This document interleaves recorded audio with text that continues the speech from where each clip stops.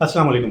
لاہور کے غیر ملکی خواتین ریپ کیس میں 3 ملزمان کے ڈی این اے متاثرہ خاتون سے میچ کر گئے ہیں، جبکہ ذرائع کا کہنا ہے کہ نواز وہ شخص ہے جس نے مبینہ طور پر سب سے پہلے متاثرہ خاتون کو زیادتی کا نشانہ بنایا۔ دوسری جانب جس باس کو غیر ملکی خواتین کو ڈرانے دھمکانے کے لیے بلایا گیا تھا، اب اس کے کردار سے متعلق بھی اہم تفصیلات سامنے آ چکی ہیں۔ پولیس کا کہنا ہے کہ اب تک 8 ملزمان گرفتار کیے جا چکے ہیں، جبکہ مزید گرفتاریوں کا بھی امکان ہے۔ لیکن جب ہم متاثرہ خاتون اسٹیفنی ایڈریانا کا مجسٹریٹ کے سامنے ریکارڈ کرایا گیا بیان، D I G operations Faisal Kamran کی پریس کانفرنس اور تفتیش میں سامنے آنے والی تازہ ترین پیش رفت کو ایک ساتھ رکھتے ہیں تو اس کیس کی ایسی پرتیں سامنے آتی ہیں جو اس سے پہلے عوام کے سامنے مکمل طور پر نہیں آ سکی تھی۔ یہ کہانی صرف ایک اغوا کی نہیں، نہ رینسم اور نہ ریپ کیس کی ہے۔ یہ ایک ایسے مبینہ منصوبے کی کہانی ہے جس میں پہلے اعتماد حاصل کیا گیا، پھر کاروباری تعلقات کو استعمال کیا گیا، اس کے بعد متاثرہ خواتین کو پاکستان بلایا گیا، کئی روز تک انہیں گھما پھرا کر ان کا مزید اعتماد حاصل کیا گیا، اور پھر لاہور پہنچتے ہی حالات خواتین کے قابو سے باہر ہو گئے۔ تازہ پیش رفت کے مطابق تفتیشی ذرائع کا دعویٰ ہے کہ 3 ملزمان کے ڈی این اے میچ ہو چکے ہیں۔ ذرائع کے مطابق ان میں نواز، ساجد اور سکندر شامل ہیں، جبکہ باقی ملزمان کے ڈی این اے نتائج کا انتظار کیا جا رہا ہے۔ اسی دوران پولیس نے یہ بھی بتایا کہ اب تک 8 ملزمان گرفتار کیے جا چکے ہیں اور تحقیقات کا دائرہ مزید وسیع کیا جا رہا ہے، کیونکہ شبہ ہے کہ اس پورے واقعے میں صرف چند افراد نہیں بلکہ ایک منظم گینگ ملوث ہو سکتا ہے۔ اب ذرا چلتے ہیں اس بیان کی طرف جو متاثرہ خاتون اسٹیفنی ایڈریانا نے مجسٹریٹ کے سامنے ریکارڈ کرا ہے۔ اس بیان کے مطابق اس کی اور اس کے ساتھی آسٹرڈ گیبریلا کی ملاقات اکتوبر 2025 میں سنگاپور میں محمد احمد رضا ڈار سے ہوئی۔ اسٹیفنی کے مطابق وہ ان کا کاروباری پارٹنر بنا۔ اس نے خود کو ایک بااثر سیاسی خاندان سے تعلق رکھنے والا شخص بتایا، پاکستان آنے کی دعوت دی، ویزوں کے انتظامات کیے اور کہا کہ یہاں نئے سرمایہ کار ان کی کمپنی میں سرمایہ کاری کرنا چاہتے ہیں۔ اسٹیفنی کے مطابق وہ 26 جون کو پاکستان پہنچی۔ رضا ڈار انہیں اسلام آباد ایئرپورٹ سے اپنی سفید رنگ کی گاڑی میں لینے آیا۔ اگلے 3 دنوں میں اس نے انہیں مختلف مقامات پر لے جا کر گھمایا، اپنی سالگرہ کے ڈنر پر مدعو کیا، نتھیا گلی کی سیر کرائی، سرمایہ کاروں سے ملاقاتیں کروائیں، شاپنگ کرائی اور مختلف ریسٹورنٹس میں کھانا کھلایا۔ اسٹیفنی کے مطابق ان تمام دنوں میں ایسا کوئی واقعہ پیش نہیں آیا جس سے انہیں کسی خطرے کا احساس ہوتا، لیکن 29 جون کی شام سب کچھ بدل گیا۔ اسٹیفنی کے مطابق رضا ڈار انہیں اسلام آباد سے لاہور لے کر آیا، بتایا کہ وہ اپنی خالہ کی سالگرہ میں جا رہے ہیں۔ راستے میں وہ ایک کیفے پر رکے، پھر ایک جدید طرز کے گھر پہنچے۔ اسٹیفنی کے مطابق رضا ڈار نے اپنی خالہ کے لیے ایک کیک بھی خریدا جس پر لکھا تھا happy birth day aunty Shamim from Raza and stiff. متاثرہ خاتون کے مطابق وہ دونوں گھر کے اندر گئیں، لیکن وہاں نہ کوئی سالگرہ تھی، نہ خالہ، نہ کزن اور نہ کوئی تقریب۔ صرف ٹی وی پر اسپینش میوزک چل رہا تھا اور میز پر جوسز رکھے ہوئے تھے۔ تقریباً 15 منٹ کے بعد اچانک 4 افراد گھر کے اندر داخل ہوئے۔ اسٹیفنی کے مطابق ان کے ہاتھوں میں اسلحہ تھا، رسیاں تھیں۔ دونوں خواتین کو ٹارچر کیا گیا، ہاتھ باندھ دیے گئے اور الگ الگ کمروں میں بند کر دیا گیا، جبکہ رضا ڈار بھی بظاہر خود کو متاثرہ ظاہر کرتا رہا۔ اسٹیفنی کے مطابق گھر کے اندر داخل ہونے والے افراد نے پہلے ان سے تاوان مانگا۔ اس کے بیان کے مطابق ابتدا میں $2 لاکھ مانگے، پھر رقم بڑھا کر $7 لاکھ کر دی، اس کے بعد 1 ملین، پھر 1.5 ملین اور آخر میں $2 ملین کا مطالبہ کیا۔ متاثرہ خاتون کا کہنا ہے کہ جب اس نے اتنی بڑی رقم دینے سے معذرت ظاہر کی تو اسے دھمکیاں دی گئیں کہ اگر رقم نہ ملی تو اسے قتل کر دیا جائے گا، حتیٰ کہ اس کے جسم کے اعضاء تک فروخت کر دیے جائیں گے۔ اسٹیفنی کے مطابق اسی دوران ان سے موبائل فون، زیورات اور دیگر قیمتی سامان بھی لے لیا گیا۔ اسٹیفنی نے اپنے بیان میں ایک انتہائی اہم انکشاف بھی کیا۔ اس کے مطابق اس کے خاندان نے پہلے ہی ایک خفیہ کوڈ ورڈ طے کر کے رکھا تھا کہ اگر وہ کبھی کسی مشکل میں ہو اور کھل کر بات نہ کر سکے تو صرف وہ ایک لفظ بول کر اپنے اہل خانہ کو خطرے سے آگاہ کر سکے گی۔ اسٹیفنی کے مطابق اغوا کاروں نے اس سے اس کے بھائی، والدین اور دوستوں کو وائس نوٹس بھجوائے تاکہ تاوان کا بندوبست کیا جا سکے، لیکن انہی پیغامات میں اس نے جان بوجھ کر وہ خفیہ لفظ کارلیٹوس کا استعمال کیا۔ اسٹیفنی کا کہنا ہے کہ جیسے ہی اس کے خاندان نے یہ لفظ سنا وہ فوراً سمجھ گئے کہ سب کچھ معمول کے مطابق نہیں ہے۔ اور انہوں نے پولیس سے رابطہ کر لیا۔ متاثرہ خاتون کے مطابق اغوا کار اس کا فون مسلسل استعمال کرتے رہے، کبھی انگوٹھے کے نشان سے فون کھلواتے، کبھی پاسورڈ پوچھتے اور کبھی مختلف افراد سے رابطے کرواتے۔ اسٹیفنی کے مطابق 30 جون کی رات اس کے موبائل فون کے ذریعے تقریباً $17,000 ایک کرپٹو والیٹ میں ٹرانسفر کر دیے گئے۔ بعد میں پولیس کی تحقیقات میں بھی کرپٹو کرنسی کا زاویہ سامنے آیا ہے اور ذرائع کا کہنا ہے کہ اس پہلو پر بھی تحقیقات جاری ہیں۔ اسٹیفنی کے مطابق رضا ڈار نے کہا کہ جن سرمایہ کاروں سے ان کی ملاقات ہوئی تھی وہ اب اس کی کمپنی میں $3 ملین کی سرمایہ کاری پر تیار ہیں، لیکن اس سے پہلے $8 لاکھ بطور ٹوکن آف ٹرسٹ بھیجے جائیں گے اور اب اسے مزید $7 لاکھ کا انتظام کرنا ہوگا۔ اسٹیفنی کے مطابق اسی بہانے اس پر اپنے خاندان اور دوستوں سے مزید رقم منگوانے کے لیے مسلسل دباؤ ڈالا جاتا رہا۔ اسی دوران ایک اور کردار سامنے آیا جسے گھر میں موجود تمام افراد باس کہہ کر مخاطب کر رہے تھے۔ بعد میں پولیس تحقیقات سے اسی کردار کی شناخت وحید عرف باس کے نام سے ہوئی۔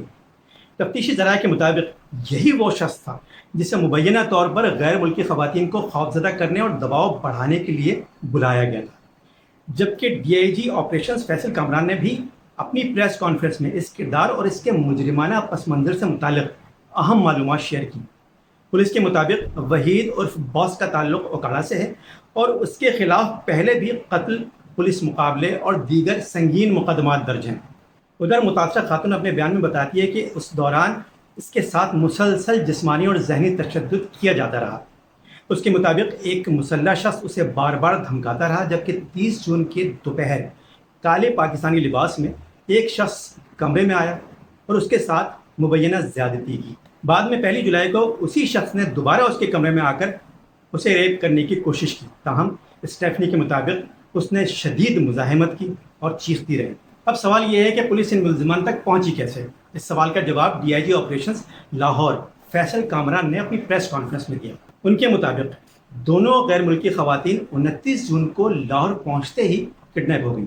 1 جولائی کو رات اسپین سے کارلو نامی شخص کی اطلاع پر اغوا برائے تاوان کی کال موصول ہوئی، جس کے بعد لاہور پولیس نے فوری طور پر تحقیقات کا آغاز کیا۔ سب سے پہلے اغوا میں استعمال ہونے والی گاڑی کی شناخت کی گئی، پھر اس کے مالک تک پہنچنے کی کوشش کی گئی، لیکن اس کا موبائل فون بند تھا۔ اس کے بعد سیف سٹی کیمروں کی مدد سے گاڑی کی نقل و حرکت کا مکمل ریکارڈ حاصل کیا گیا۔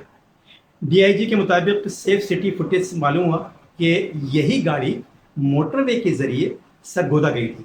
اس اطلاع کے بعد لاہور، شاہدرہ، سرگودا اور دیگر مقامات پر ایک ساتھ چھاپے مارے گئے۔ پولیس نے گاڑی، موبائل فونز، لوکیشن ڈیٹا، سفری ریکارڈ اور دیگر شواہد کو آپس میں ملا کر تحقیقات آگے بڑھائیں، یہاں تک کہ ایک مشتبہ شخص کا فیملی ٹری سامنے آیا اور محمد احمد رضا ڈار کی شناخت ہوئی۔ فیصل کامران کے مطابق تحقیقات کے دوران معلوم ہوا کہ ملزم ایک بااثر سیاسی خاندان سے تعلق رکھتا ہے۔ ان کا کہنا تھا کہ جیسے ہی یہ بات سامنے آئی انہوں نے فوری طور پر اپنے سینئر افسران اور حکومت کو آگاہ کیا، لیکن واضح ہدایت ملی کہ قانون سب کے لیے برابر ہے اور ملزم کے ساتھ وہی سلوک کیا جائے جو کسی عام ملزم کے ساتھ کیا جاتا ہے۔ ڈی آئی جی نے بتایا کہ تمام گرفتار ملزمان کو ہتھکڑیاں لگا کر عدالت میں پیش کیا گیا اور قانون کے مطابق ان کا ریمانڈ حاصل کیا گیا۔ اسی پریس کانفرنس میں ڈی آئی جی نے ایک اور انکشاف کیا۔ ان کے مطابق ابتدائی تحقیقات سے شبہ ہوا کہ اس واردات میں صرف 1 یا 2 افراد شامل نہیں بلکہ ایک پورا منظم گینگ ملوث ہو سکتا ہے۔ یہی وجہ ہے کہ انویسٹیگیشن کا دائرہ مسلسل وسیع کیا جا رہا ہے اور مزید گرفتاریوں کا بھی امکان ہے۔ متاثرہ خاتون اسٹیفنی کے عدالتی بیان میں بھی 1 جولائی کے واقعات کی تفصیل موجود ہے۔ اس کے مطابق اسی روز اچانک اغوا کاروں کا رویہ بدلنے لگا۔ پہلے اس کے ہاتھ کھول دیے گئے، پھر اسے کمرے سے باہر آنے کی اجازت دے دی اور وہ اپنے ساتھی آسٹریٹ سے بھی مل سکی۔ دونوں خواتین کو بتایا گیا کہ شام تک انہیں آزاد کر دیا جائے گا، لیکن اسٹیفنی کے مطابق وہ اس وقت بھی خوفزدہ تھی اور انہیں یقین نہیں آ رہا تھا کہ واقعی انہیں چھوڑا جا رہا ہے۔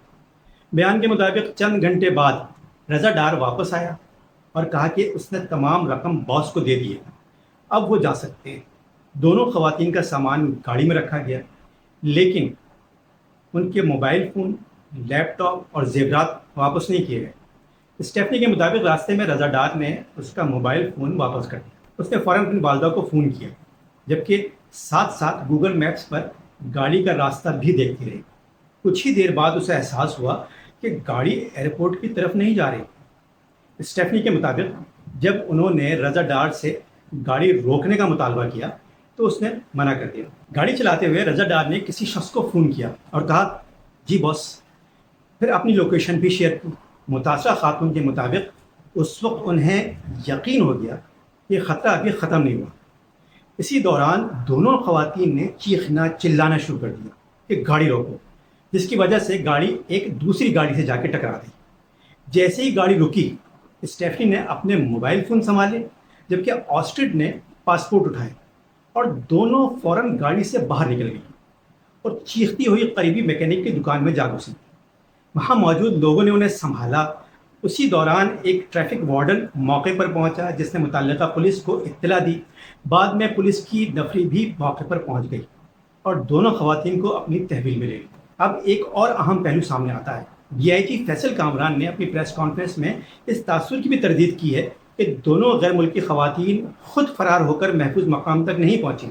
ان کا کہنا تھا کہ متاثرہ خواتین نے اپنے بیانات میں واضح طور پر کہا کہ انہیں پنجاب پولیس نے بازیاب کرایا.